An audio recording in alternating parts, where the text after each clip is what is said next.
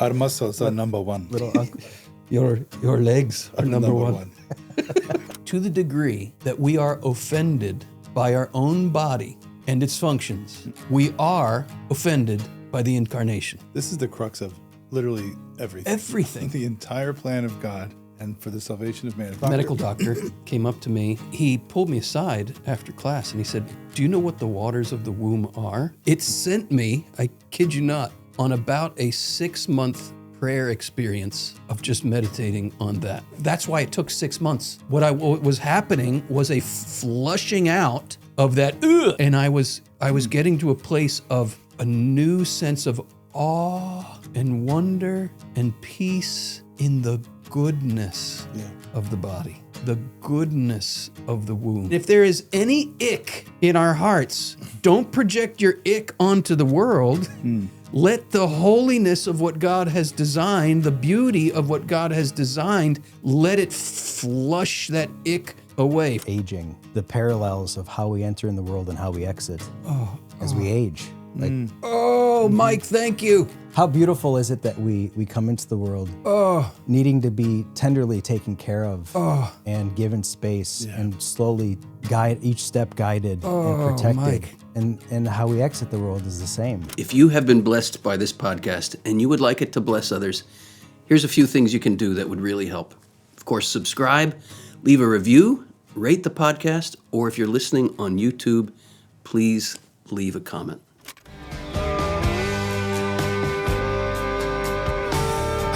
So, hi, gentlemen. Morning. Morning. I like your the color scheme. We did it again. We did it again. There's another episode we were This is our blue. wives. This is navy. I know, but it probably looks. All right, what movie is this from? It's Uncle Rico Uncle Rico. Yes. Come on. pulling dynamite. That was one of the most brilliant moments in Napoleon. And he just kept staring at It his was- own muscle. and it While, was- while Kip is sharing his heart, Yeah. Rico's just checking out his biceps. But like, how many times have you been in that moment? I've Well, had that's why it's so moments like funny, because we're all kind of that. How do looking how we're doing. How my guns look. Sun's out, guns out. I want to mention before we jump into whatever we're going to talk about that, we want to start.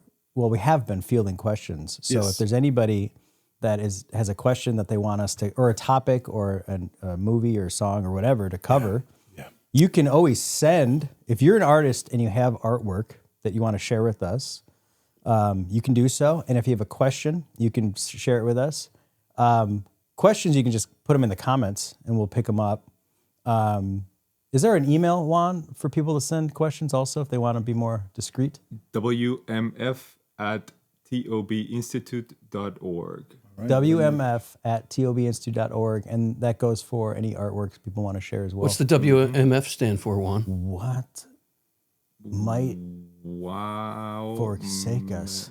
That's right. Word made fresh. Word made. Oh, okay. I get it now. He'll be all Yeah, right. that's the show. And the art, any medium, poems, paintings, songs, Digital Sculptures. graphics. We've done paper sculptures. mache. We've had sculpture. sculptures in this Yeah. studio. We've been receiving some sculptures now on our trips. Every time we travel, I haven't traveled with you as much, but we always get, people always give us Yeah, little and gifts. I always travel so light with my little wheelie. and I always have Is that a what you giant call them? bag. Little Little wheelie. See, You name your luggage? I have this down to a science. I'm sure you do. Even the small commuter planes where you have to check your carry-on. I know the size of wheelie that'll fit up there.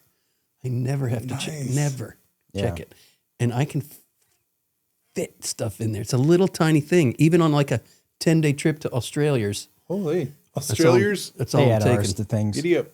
So if somebody gives you a statue, can you shove it in No, there? I can't. That's the thing. He That's looks your at carry-on. me and I go, oh, Carry-on. gosh. Okay, I can do it. Anyway, we'll take Mike, your you and I are headed to Slovenia There you go. and Slovakia. Yeah, we're going to Slovakia and Slovenia. That's what I That's- just said. that's a But tight- I said it differently. Yeah, those are. Which are we similar. going to first? We're going to Slovakia first. We're flying into Vienna, and then we're driving to Bratislava, and then we're driving to Slovenia. I can't pronounce the capital city of Slovenia's name because there's letters in there I don't. Do put we together. have translators or what's happening there? I do they said we'll speak- do our best. We'll do our best. I said we'll speak louder and slower. And they said, what? I said, we will speak louder. What? and man. slower. What is that tendency we have when if we Yeah, think yeah. if we just And it's okay, you don't understand English, so I'll say it louder and and slower. I had a moment. Wait, before we move on, I have some art that somebody sent, Becky Saucedo. Would you like to check it Yeah, out? let's check it out. So she sent us a video. Wish you would have told us this before, Juan. Everything's gonna be alright. Ooh, She whispers to herself. I like it already. me too. She was only 6 years old the night Is this her music also, or just the artwork? I believe it's only Okay. her artwork. Oh, I thought it was her music. a little too much to drink. And Mama didn't want her to feel the pain. Oh, and the Word was made flesh. But she still felt the pain. Well, 10 years they came and went, and Dad was gone. So she looked for love in other men and tried to act strong. Oh, broken hearts and scars in only places she could see. Wow. 'Cause she just wanted to feel something. And as she sat there on her bed, thinking about what those girls said, tears streamed from her eyes, she cried. If there's a God out there, please hear my prayer. I'm lost and I'm scared, and I got nowhere else to go. I've come a long, long way, but I'm not sure I can make it much farther. So if you're listening, could you give a helping hand to your daughter?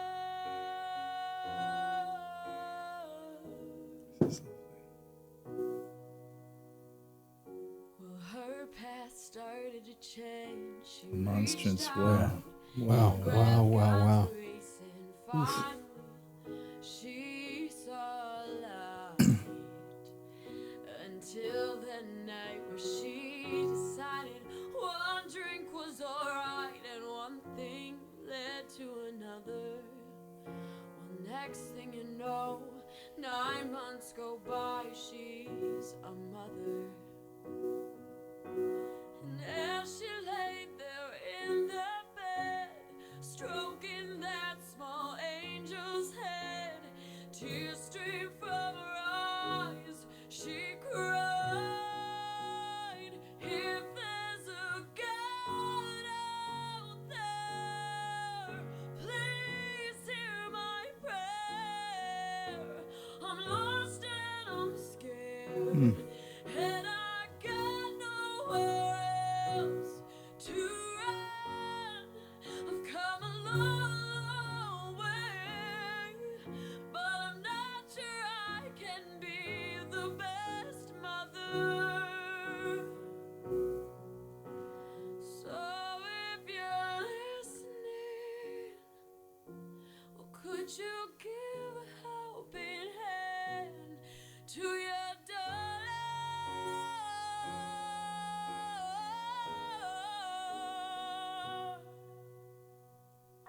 Well, the baby grew into a boy who became her pride and joy. He loved her like no man could, and her heart felt peace, 'cause she finally understood God's love. So as she lay there in that bed, 99 years old, she grabbed her son's hand and said, "There's something you must know.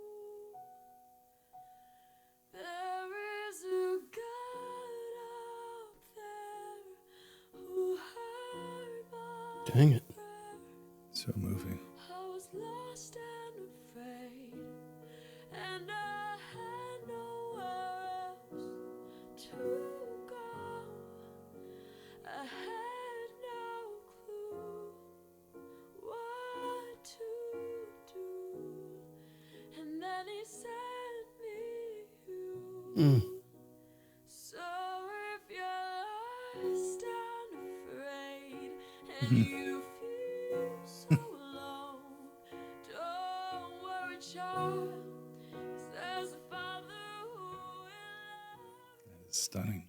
That was deeply moving. Oh my gosh, I was sucked so in. moved by that. That was beautiful. As this unborn is being sketched, I'm thinking of Isaiah, right? You knit me in my mother's womb. That's not Isaiah, that's the Psalms. Psalm 139. Psalm 139. You knit me in my mother's womb. Yeah.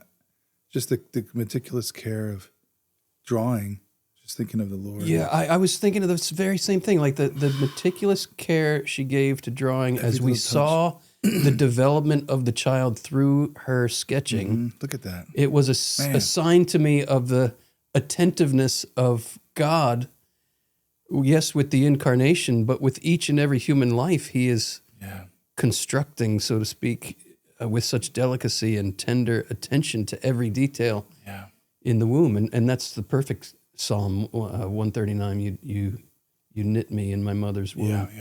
With all my ways you are familiar.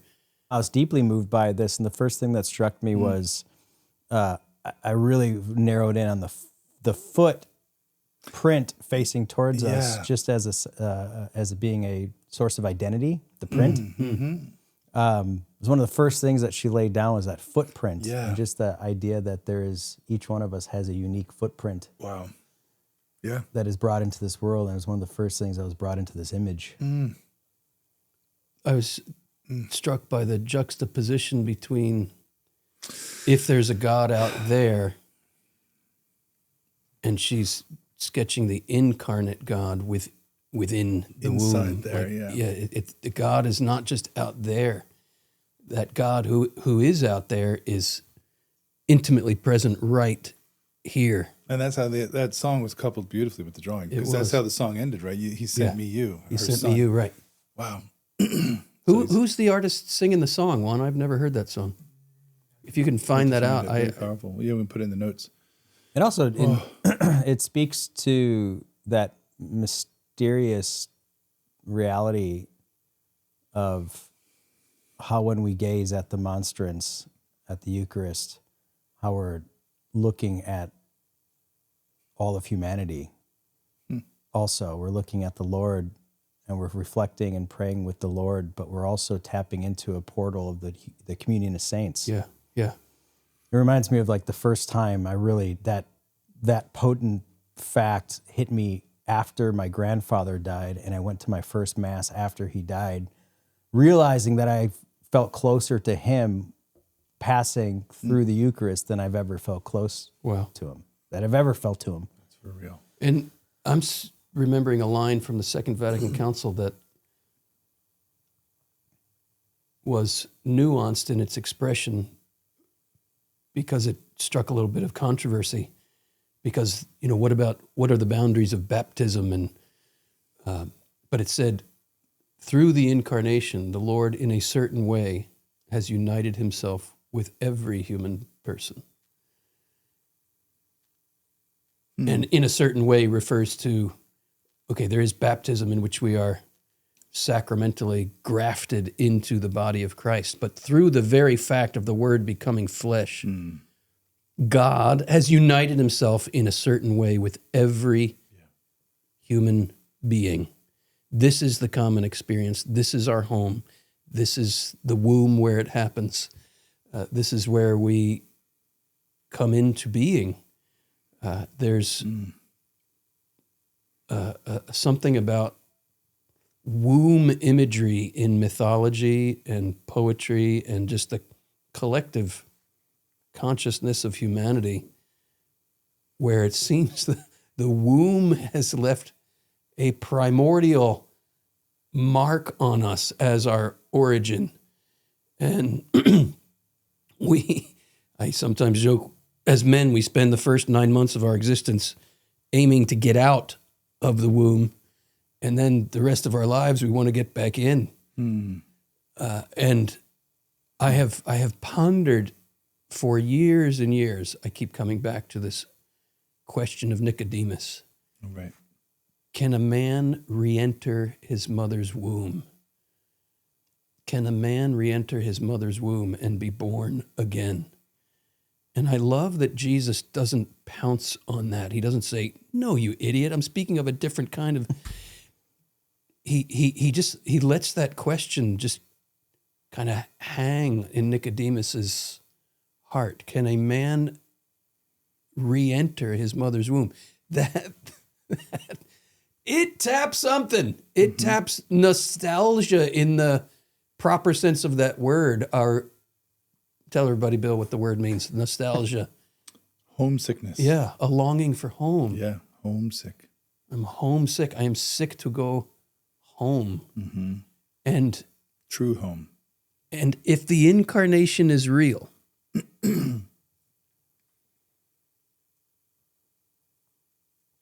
which it is, Thank you, Bill. then the womb, cliffhanger. everybody's like, the womb has become sanctuary. the dwelling place of God, the heaven on earth. It's almost like, if I can put it this way, for the Bob Dylan fan among us, that the Lord was knocking on heaven's door at the incarnation. Like the womb became his heaven. It's not just Bob Dylan is knocking on heaven's door going that direction, but the Lord wants to enter the womb of every human person. The incarnation is an icon of what we're all meant to be, the Catechism says. The Catechism says something like, Christmas will not be complete in us until we too have said yes and Christ is conceived within us. And we become God's heaven. Yeah. I love what you're saying here about this mythic nature of womb. And I'm just pressing into that more because Carol Houselander, the great mystical writer, she's got this whole reflection on Christ going into the womb and 9 months of darkness, stillness, dependency. Heartbeat. Yeah, his heartbeat matching Mary's heartbeat, him being completely dependent on her to take her anywhere, everywhere, take him anywhere. And yeah, there's a whole spirituality of the womb. You could abide in there. You could think about that. And just because what most of our waking life outside the womb now is coupled with darkness, dependency, not sure why.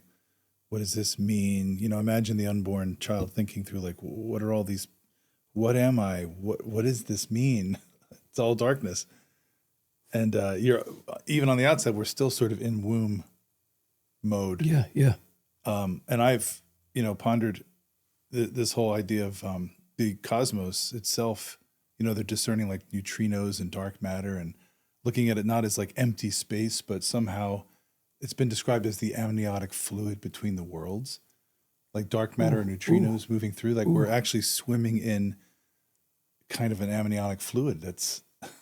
So it's not barren, empty space.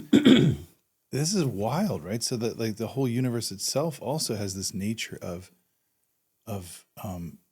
nutrients flowing in and out of us, coupled with darkness and light and movement and stretching and longing. Like what's on the other side of the universe? Like how far does it go? It's wild. All right, you brought it up, Bill, so I'm going there. Uh-oh. Here we go. Buckle up. Buckle up. Geez. It's early. This was 20 years ago almost. A student here at BlackRock, doctor, Medical doctor. medical doctor, came up to me, and I must have been talking about something about the womb and the mystery of the waters of the womb, which is primordial, right? And he pulled me aside after class and he said, "Do you know what the waters of the womb are?" I said, "No." He said, "Well, the nutrients come in to the baby's body through the umbilical cord. The mother's drinking, and that fluid and nutrients come in through the umbilical cord. And the womb, it's just biological truth here. It's a sterile environment, so there's nothing untoward about it. The womb, the waters of the womb are what the baby urinates, expels. Wow. From what it's ingested. From what's the umbilical ingested cord, right. through the umbilical cord. And then the baby is breathing in that liquid, and it's just cycling through the body. In the mouth, out the urethra. Wow. In the mouth, out the urethra. And it's completely sterile. And of course, it's being continually refreshed by the mother and the nutrients that she's taken in. He's telling me this right over here outside our main classroom. And it sent me, I kid you not, on about a 6-month prayer experience of just meditating on that. God's design. All God's design. All God's design. And there was something, mystically, this is the entire spirituality of Louis de Montfort, which profoundly impacted and influenced John Paul II. That's right. Louis de Montfort being true devotion to Mary. Saint Louis de Montfort, true devotion to Mary. From which he gets his 1700s. 1700s. Yeah. Totus tuus comes from that. Yeah, totus tuus Maria. I am totally yours, Mary. And the image at the center of de Montfort's idea is that our goal is to become other Christs, a true image of Christ. And he said, there are 2 ways to make an image of Christ. If you're a skilled sculptor, you can get the hammer and the chisel and a piece of marble. And if you're skilled, you can make a beautiful image. But one slip of the hammer, there's going to be a blemish in the statue. He says a way to make a perfect image of Christ is if you have a perfect mold and you pour the molten bronze into it. If the mold is perfect, so long as the bronze does not resist the operation, it will be formed into a perfect image of Christ. He says the perfect mold in which Christ was formed, Mary's womb. Mary's womb. Man. So if we are followers of Christ, it's not only following him to Calvary and through the passion and into the resurrection, it is that, but it's following him from the moment of his conception. So that's where we go. This makes me think of, unless you become like a little child, you cannot enter the kingdom of heaven. And can a man re-enter his mother's womb? That's an awesome meditation. So, yes, he can. He must. He must, or he won't enter heaven. And then look back to what you learned from the doctor in the class of us just drawing all this in. Yeah. And again, this dispels all Manichaeism. Exactly. All dualism, Preach it. All the heresy that the body is. Yeah. Define Manichaeism for anybody. Of somehow that the spirit is the pure, true us, and the body is just an impediment, a block, a yucky, evil thing to be shuffled off. This is our beginning in God's design, is that this is all happening, and this is how we're formed and made. I'm thinking as you're hearing this from the doctor, here we are in Black Rock, surrounded by Amish farms, and the smell of manure. Yeah. And just for any garden, manure is like gold, right? Yeah. So crap, and he's born in crap in the manger, in a cave for animals. This is like something he wants us to think about. But we're always like, ew. Bill, you're putting your finger on it better than I could have. I didn't even know how to approach that. You just approached it for me. Thank you. But, these are intimate matters that are delicate and sensitive and tender. And we can have a reflexive disgust and revulsion. And that's why it took 6 months to work through that prayer experience. What was happening was a flushing out of that, it was getting flushed out. And I was getting to a place of a new sense of awe and wonder and peace in the goodness of the body, the goodness of the womb, the goodness of those waters of the womb and just allowing myself, just as this work of art indicated with the delicate touches of the different stages of this work of art, we had a parable and an allegory, an analogy of the tender touches of the Lord's hand in the development of our lives in our mother's womb. All the while, we are breathing in this beautiful, pure amniotic fluid that is, we're breathing in and then expelling from our tender places and breathing it in again in a cycle, and it's coming through the umbilical cord with the nourishment that our mother is providing for us. It's all holy, it's all beautiful, it's all good, and if there is any ick in our hearts, don't project your ick onto the world. Let the holiness of what God has designed, the beauty of what God has designed, let it flush that ick away, flush the ick away. Only if the ick gets flushed away can we really and truly adore the Lord in the womb. If, to put it this way, I would say, to the degree that we are offended by our own body and its functions, we are offended by the Incarnation. Yes. The scandal of the Incarnation, which is an early work by St. Irenaeus, 2nd century, which is why the Eucharist, and this unborn child is in the heart of a monstrance, was repulsive for some. They just couldn't take it. It was too intimate, too much, too physical. Hey, if you really like Bill Donaghy's genetically amazing hair, follow us, subscribe, and give us a rating on whatever platform you're hearing us on. And if you've already done those things, thank you so much. Hello, my friends. I just wanted to take a brief moment to share with you that if you enjoy what you're hearing on the podcast, we also do live events all around the world. So if you're interested in joining us, the details are below, and we'll see you on the road soon. All right, can I throw some C.S. Lewis on Go this? for it. And I'm looking something up myself. You always do. I always bring, it's all about C.S. Lewis. Tolkien. That's right. This is from the Four Loves, the lectures on the Four Loves by C.S. Lewis. Eat this, he says. Drink this. Of course, referring to our Lord giving us himself in the Eucharist. It looks as if God, or God's plans for our redemption, were not, in the common sense of the word, half so spiritual as the higher paganism supposed. He seems to descend deepest into nature when he intends to lift us highest. Blood and guts and glands and genes and things of that sort don't repel him. Hallelujah. That's He's what I'm not talking repulsed about. by it. He's designed it, and he deigns to dive into it. But was it necessary? Because like when I was early on my faith journey, which was about 2 months ago, just kidding. But it was a big. I never understood what the Word made flesh meant.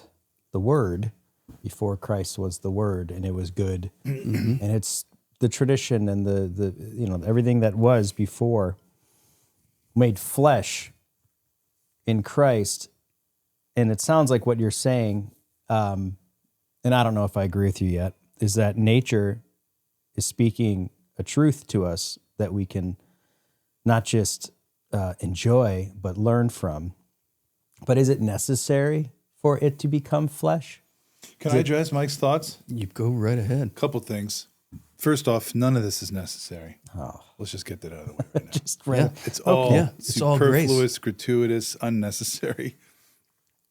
And the other thing is, to quote Bono, right? Love must be made flesh. It makes sense to me. Christmas, Yes, right? yes, That Rolling yes, that's Stone right. interview Yeah. where Bono's talking about it makes perfect sense because love wants to be Love wants intimate to and manifest receive. itself. Yeah. So the Word must become flesh. He wants to become in flesh so he can get close to us and in us. That's the nature of love, I think, right? That's the nature of love. There's a great scene from the George Bailey moment in what's it called? It's a Wonderful Life, the Christmas movie. Well, yeah, the moon scene, but when George Bailey gets his second shot at life and he comes back home and he's like, Mary, Mary. Well, Kate, the kids start running down the staircase He's, oh, kids, I could eat I you want up. to eat you up. I could eat you up. This consummation. Yeah. Because love wants to become flesh. I was thinking of the moon when he says, Yeah. I'll pull it down, lasso and the then moon. and then you're going to eat it. You see, and the moonbeams will come out of the tips of the fingers and the tips of your hair. That's pretty good. Merry Christmas, Mr. Merry Potter. Christmas. Old movie house. Speaking of Merry Christmas, Mike, to address your question about how did you put it? Does nature? I know you're playing devil's advocate. Yeah, here, yeah, but nature is not just something to be enjoyed and From a distance. reflect, like to dwell in, but it's something to learn from. And Final thought before I Go, hand go. off to you. Yeah. Yeah, because we're not supposed to, he's made us embodied with 5 senses. We're not just supposed to, the word, because the word can be reduced to just, I hear the word. But he wants us to see, hear, taste, touch, smell, which scripture's packed with. Taste and see the goodness of the Lord, right? Like the deer that longs for running streams, my soul thirsts. He's bringing all the senses in because this is his design. light of the world, salt of the earth. Yeah, all that stuff is all the senses taking in the Lord, which is this incarnate reality. Yeah, the senses, this is Ratzinger, the senses are not to be discarded in the realm of faith. They are to be expanded to their widest capacity. I love that. I love that. Fully human. If we think the senses are to be shut down to get to some excarnate spiritual dimension, this baby in the womb will make no sense to us. I often put it this way. It'll seem unnecessary. Yes. So why, if the goal of spirituality is to divorce ourselves from this physical world to reach some purely spiritual dimension, if that's our take, then we can make no sense, zero sense of a God who's moving the opposite direction. The God who is pure spirit has wed himself to this physical world to reach us. And it's not like he just touches it for an instant and then leaves back to his spiritual world. He weds himself Forever. to the physical, weds indissolubly forever to raise this matter into the heavenly realm. That is Christianity. Hello, hello, hello. So it's like love's lifting us up to where we belong. Where the eagles cry. On a mountain. High. Oh, Yes. I get it. Yes. That's it. You got to speak his language, see? Yeah. Got to be musical. I get it now. That speaking of that song, that would be another episode, but that one came to me. That one came to me. Well, we talked about, there's a couple, I don't know when it was, but we talked about Joe Cocker. Yeah. And what was the Jennifer Warren?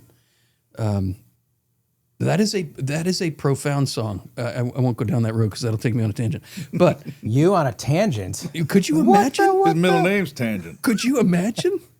Okay, so this is one of my favorite sections of my forthcoming book. My forthcoming book is called, well, who knows, Juan, when this episode's going to air, if my forthcoming book will have forthcome, Has come forth. has come forth. It will not be here yet. No, okay. Yeah. So It will not be incarnated yet. the forthcoming book is called It's just word. The Truth and the Lie, What It Means to Be Human in the Age of AI. So lyrical. I love it. Does that rhyme in every other language? Because it'd be I sad. hope so. Okay.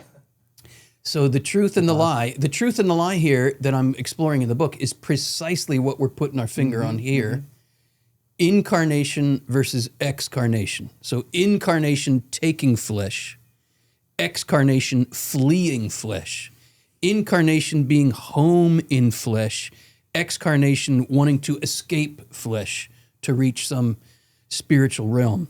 And the heading here in this section of the book, the scandal of the incarnation. Okay. Back to Okay, it. and I may have quoted this Muslim guy before on a previous episode. Yeah. Did we talk about this Yep, before? Yep, I remember this. Okay, so for those who don't watch us every episode, You should. you should. It's okay. Everyone should know this already, but I'll say it again for those who don't. The following sentiment posted online some years ago during the Christmas season by an appalled Muslim expresses the sentiment behind the lie of excarnation as clearly as I've ever heard it articulated. This is what he said. Imagine believing that a woman gave birth to God, the Most High, and that he needed to be breastfed and taken care of by his own creation. Now, first of all, what I want to address there, like he can't imagine it, as we'll see in a moment. But it's interesting, the expression, the Most High, right? We share that in the Christian from all tradition. this filth. Right.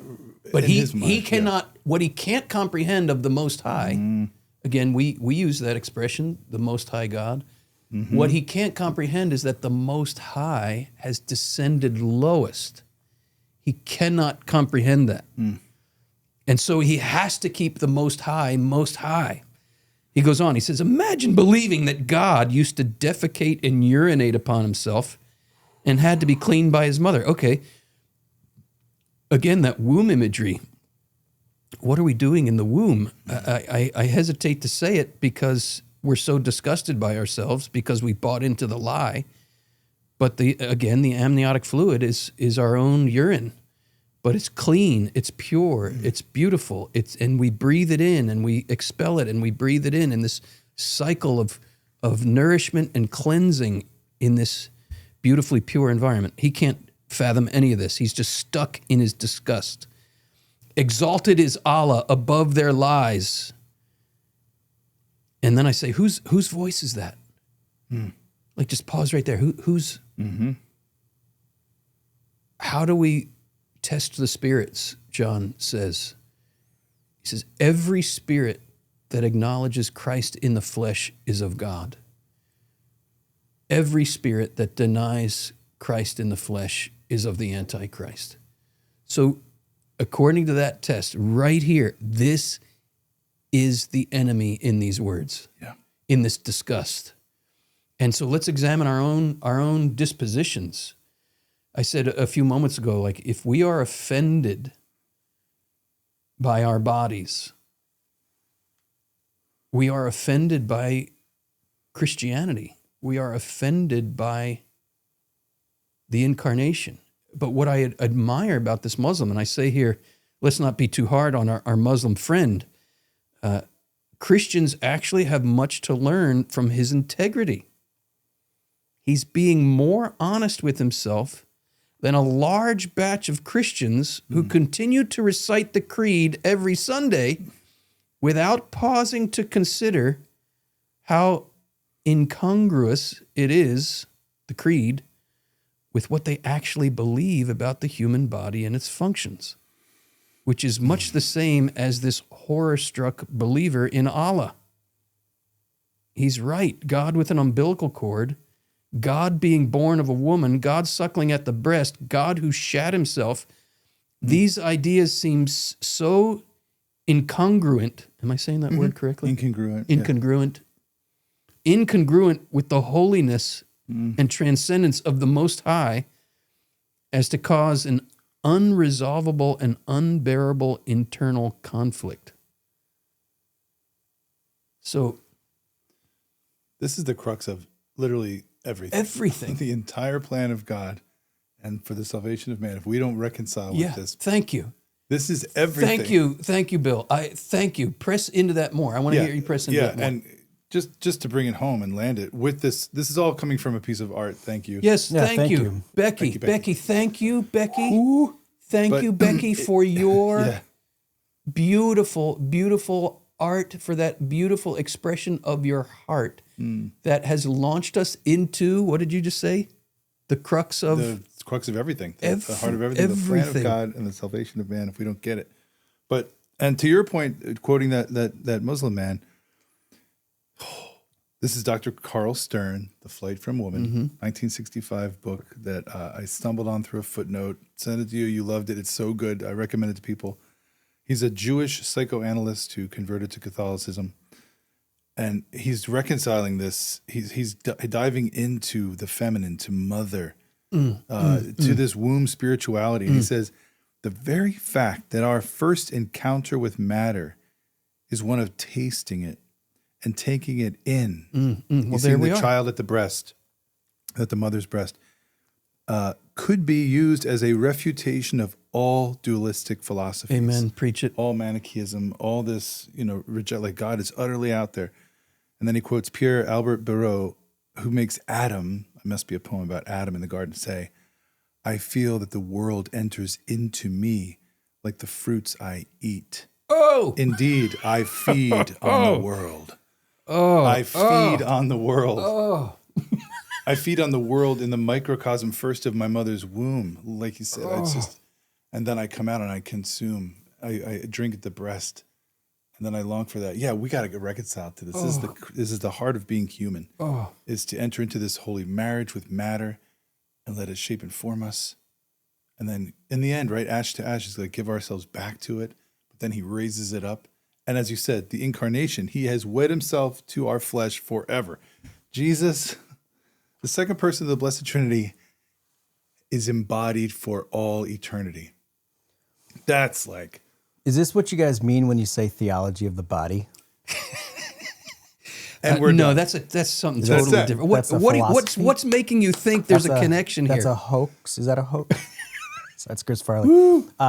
Yeah, but I'm just trying to tease out because I'm realizing some people might be tuning in for the first time. Yes, no, please riff on that. This is the theology of the body. This is the theology of the body. This is what makes our bodies. The body speaks of theology. Yes, and this is why this is the theology of the body is the foundation. It's the what does Pope John Paul II call it? Well, it's just it's foundation an of all area of human study. education. It's just one little area of study in a vast understanding of faith, right? Incorrect. Isn't it a niche? It's a niche thing. it's a pair of It's glasses the substratum. that we put on to see the whole world. It changes everything. Yeah. Yeah, Literally. and that's because the one thing that when I speak with people about theology of the body, whether they're not into their faith or whether they're even deeply in their faith, it really is a foundational way to see the entire world that changes, a reflection of the Gospels. Yeah. And how we are to interpret the Gospels and how we're to interpret the created world around us with us in it as created beings. As JP2 says, if it seems unusual to speak of the body as a theology, and let me just pause there for a minute, to 98% of Christians it seems unusual, which guess what? That means we haven't been evangelized. We don't know what the gospel is. To have Christianity here and our bodies over here is not to have Christianity here. We have something anti-Christian here, and we're calling it Christianity. It's not just unchristian, this idea that God is here, body over there, holy things over here, physical things over there. It's not just unchristian, it's anti-Christian. Christianity is God here, body here. It's and never to be ruptured. The union of God and the body is forever. So JP2 again, if it seems unusual to speak of a theology of the body, it shouldn't if we are familiar with the doctrine of the Incarnation. There it is. For through the fact that the Word of God became flesh, the body entered theology Through the main door. Mm. Boom. Boom. The lie. That's what this book is about, the truth and the lie, what it means to be human in the age of AI. The truth is incarnation, God and body together. This is where I encounter him, in my body, right? As Catholics, we should know this at the source and summit of everything we believe as Catholics is the body of Christ given up for us, is, to go back to that thing you referenced from Stern, the taking in of the world. But the world we are now taking in has been impregnated with the divine. And I use that word intentionally because what's happening at the altar is not only in the Mass, is not only the representation of what happened at Calvary, it is that, but it's also the representation of what happened in Mary's womb. We, in fact, every time we go into a Catholic church, speaking of womb imagery and returning to heaven, and the womb as a foreshadowing of heaven, and not just a foreshadowing, but through the incarnation, the womb became heaven. It became heaven. It became the dwelling place of God. I want to enter the mystery of woman. Why do I want to enter the mystery of woman? Because you're a pervert.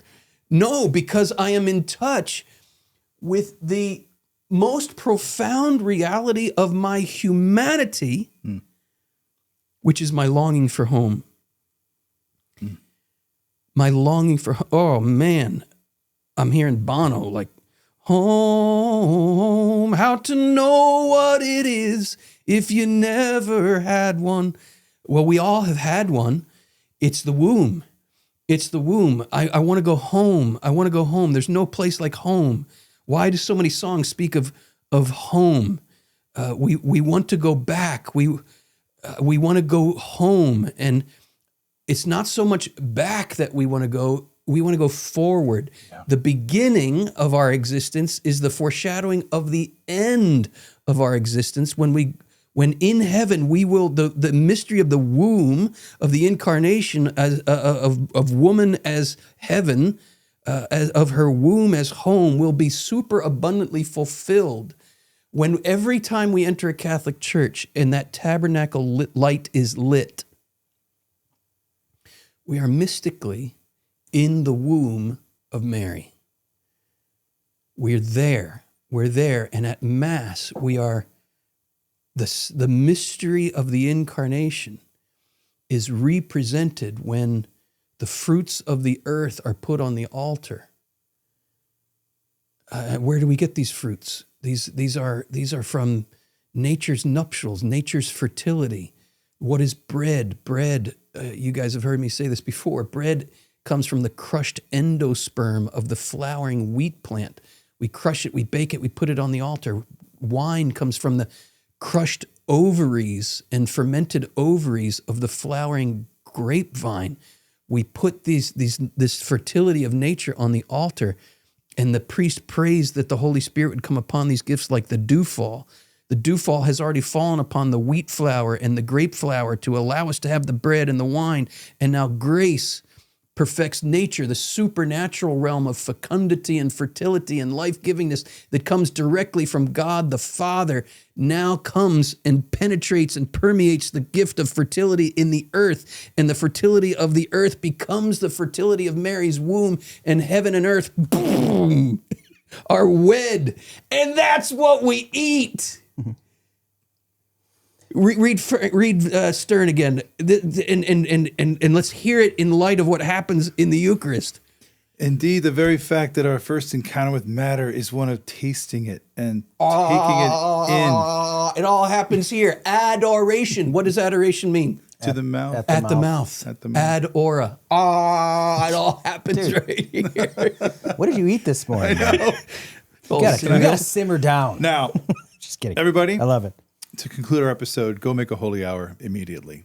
Can I just ponder one little image that hit me when you're speaking, and when you said from where we came from points to where we're going, and I just love, like, if you need to look at the world and our faith with the eyes of a poet. Yes. And we talked on one episode of aging, and and we also mentioned here that theology of the body helps us have the lenses and the eyes to see the reality of what's happening in creation. And the image that popped in my head was just the parallels of how we enter in the world and how we exit as we age. Mike, thank you. How beautiful is it that we come into the world needing to be tenderly taken care of and given space and slowly each step guided and protected. Mike. And how we exit the world is the same. That what a beautiful way to look at aging as an entering of going home, the early stages of going home. And what's happening when we're placed in the tomb? We're going back to the womb. The womb. Tomb rhymes with womb. We're going back to the womb. Can a man re-enter his mother's womb? Guess who had the privilege in Jesus' providence of placing Jesus' body in the womb of the earth. Yeah. Nicodemus. Nicodemus. Oh, right. Along with Joseph The of one who Arimathea. spoke of, Yeah. shall Can we a man return enter to our mother's womb? his mother's womb a second time? Jesus would answer that question on Good Friday for Nicodemus, when in the amazing plans of providence, Nicodemus Wow, that's awesome. put him And That's from a the poetry. virgin, from Yeah. a That's the virgin poetry. womb, he's placed in a virgin tomb because it was a new tomb that had been unused. A virgin tomb from a virgin womb. Wow. There you go. Okay, I gotta wrap it up with this, because this is where the battle is too. This is where the war rages. This is where the dragon goes, right to the womb. He wants to devour the child. Yep, in Revelation 12. Yep. He wants to turn the womb, place of life, into a tomb.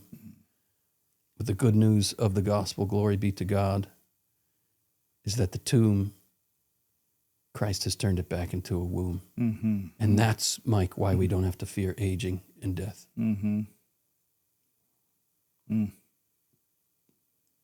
There it is. All right.